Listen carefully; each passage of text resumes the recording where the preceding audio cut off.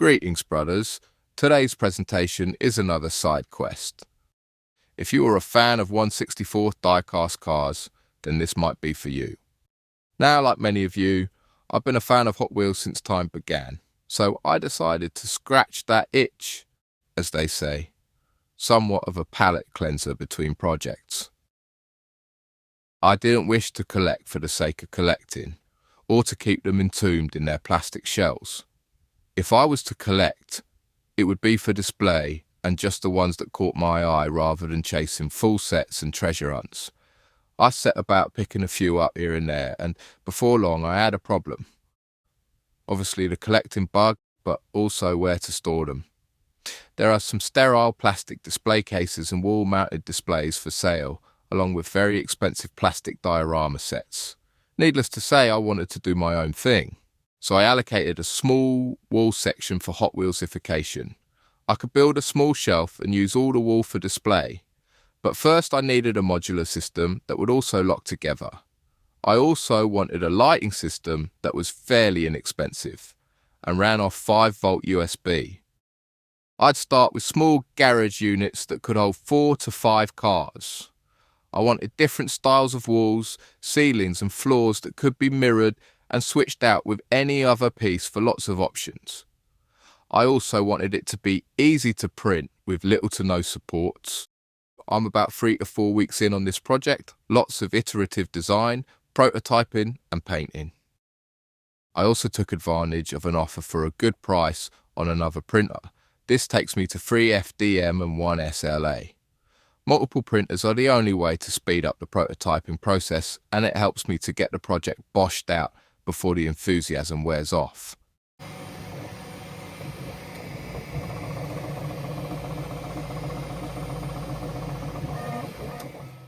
I've designed slots in some of the ceilings for LED strips to be slid in, others have channels for wiring and are designed for stick-on strips. Here I'm using a mix. I think the strips are my favourite because they face inwards from the front fascia and don't blind you as much.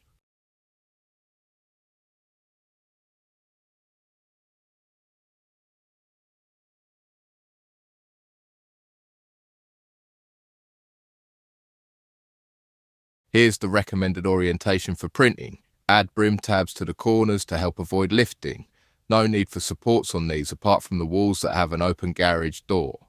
So add them in manually on the bottom of the door on those.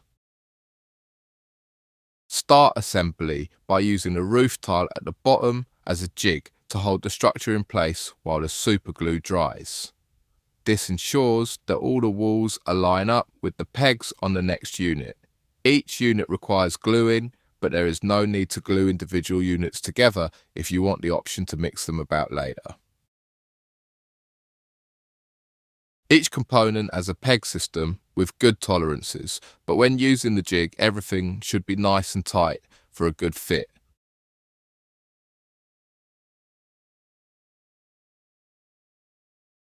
I've painted over some of the lights with various layers of white to give different hues. The figures here are all files I found online, printed in resin and painted.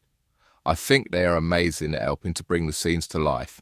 I'll link the creator in the description. Now, Hot Wheels can be cheap if you just buy what's called the main lines, roughly about £1.60 in the UK. However, it wasn't long before I discovered their more premium lines, ranging around £8 each. They have more details and paint applications, plus rubber tyres, etc. That brings us to this non-Hot Wheels Kaido House Mini GT Nissan Fairlady ZHKS V1. This is the first one I bought for £17 on eBay, and it turned out to be a 1 in 1,000 chase car, estimated value around £90. But for me, I just like it. I love the opening bonnet, the engine detail, the paint, the interior. It's just a step above the normal stuff, and if you have deep pockets, you can go into the hundreds for other cars that are rare or just insanely detailed at this scale.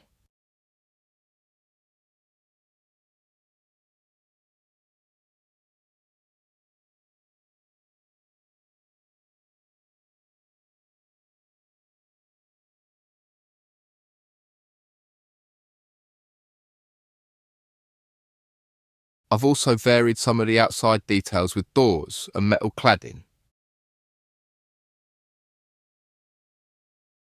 I do have some ideas for other sets, so I'll be boshing them out when I get the chance. Same form factor as this set. Here's a couple of Hot Wheels £8 cars. The Forza Motorsport GT40 is a beauty.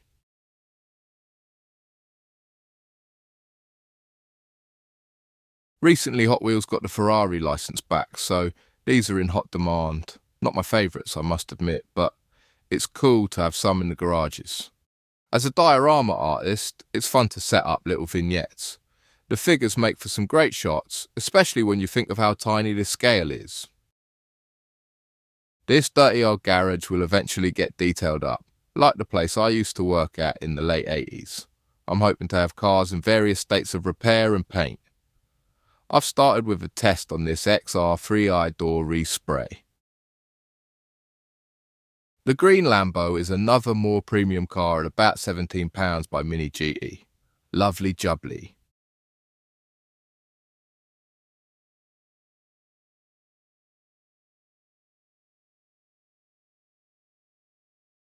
I think over time I'll slowly replace the main lines with higher end models. The odd main lines are really nice, but others are lacking, especially in the wheel department.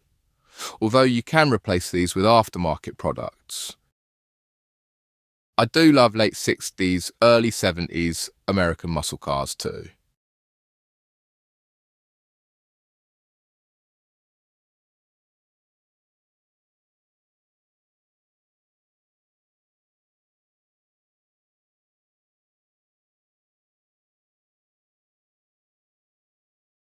I've also designed this car lift which comes with 4 different height options. It's printed in resin and provided as part of the garage set. And with that, it's time for a musical promo video.